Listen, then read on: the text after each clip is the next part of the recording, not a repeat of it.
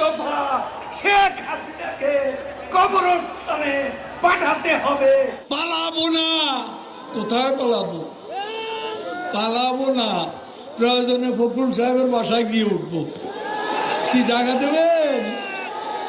না হলে ঠাকুর গায়ের বাড়ি আছে, ওই বাড়িতে গিয়ে উঠবো।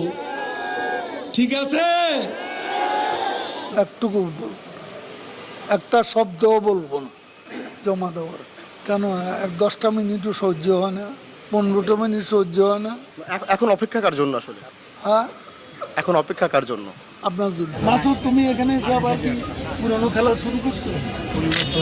তুমি কি কোনোদিনও ভালো হবে না?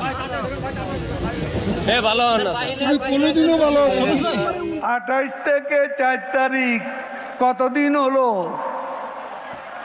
কতদিন হলো? 28 তারিখের পর তো শেখ হাসিনা নেই। হায়রে মির্জা ফখরুল,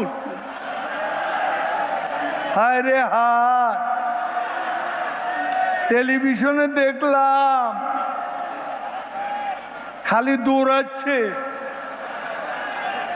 কেউ কেউ টেনে ধরে হরতাল ঘোষণার জন্য। ওদিন বলেছে আমরা নাকি অলিগলি পাবো না, পালাবার পথ পাবো না। এখন কার পালাবার পথ নেই? গয়েশ্বর বাবু ডিবি অফিসে গিয়ে কোরাল মাছ খাইলেন, ভালো তো। গয়েশ্বর বাবু কই? আর 27 নয়, আর 10 দফা নয়, এবার 1 দফা শেখ হাসিনাকে কবরস্থানে পাঠাতে হবে।